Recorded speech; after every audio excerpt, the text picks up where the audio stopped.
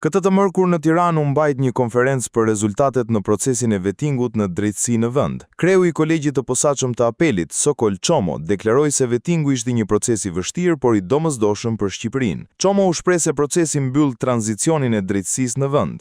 Një përvojë që ka shënjuar jetën kushtetuese dhe institucionale të vendit tonë, e cila ka qenë një etapë e vështirë dhe në shumë raste e dhimbshme. Një etapë që kërkoi vendime të rënda, sakrifica personale e institucionale dhe që preku njerëz, institucione dhe vetë mënyrën se si shoqëria shqiptare e percepton drejtësinë. Por jemi këtu dhe për të thënë se kjo etapë ishte e nevojshme. Sot nuk do të shënohet thjesht fundi i procesit vetingut. Sot po shënohet mbyllja e kapitullit tranzicioni dhe fillimi i një etape të re. Një etapë në të cilën sistemi i drejtësisë shqiptare është thirrur të funksionojë në mënyrën e tij natyrore, jo më i mbështetur në mekanizmat posaçëm dhe të përkohshëm, por në institucionet e zakonshme të shtetit të drejtës.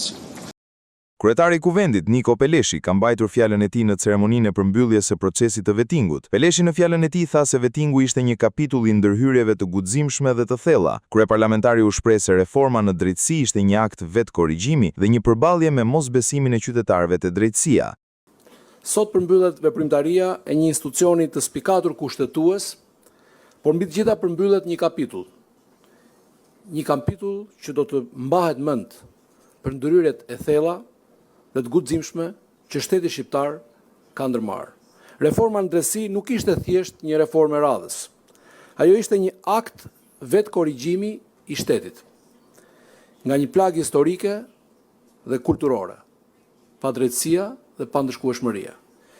Ishte vendimi për t'u përballur me besimin, në fakt me mosbesimin, e qytetarëve tek drejtësia. Tek e fundit besimi është rezultati i sjelljes së përditshme të strukturës shtetërore.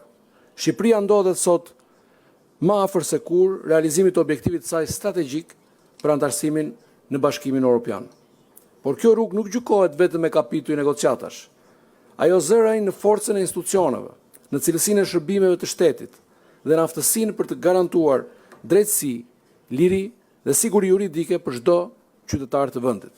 E pranishme ishte edhe zëvendës kryeministri Albana Kociu, e cila u shpreh se me vetingun drejtësia është bërë më e besueshme. Sot mbyllet një kapitull i jashtëzakonshëm i shtetformimit shqiptar.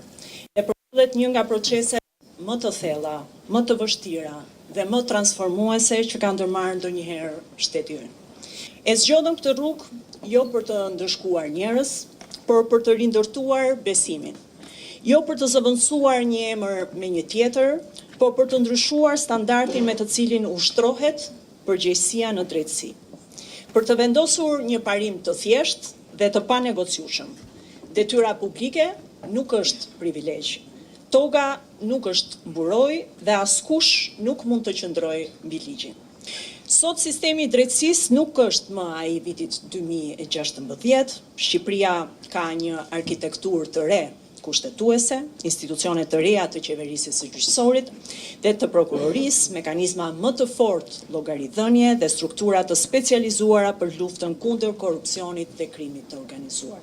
Reforma në drejtësi dhe vetingu kanë qenë gur themeli në rrugën europiane të Shqipërisë. Ambasadori i BE në Shqipëri, Silvio Gonzato, ishte gjithashtu i pranishëm në ceremoni. Gonzato në fjalën e tij u shpreh se pavarësia e gjyqësorit duhet të ecë krah për krah me integritetin, si dhe vlerësoi profesionalizimin e gjyqtarëve të KPA.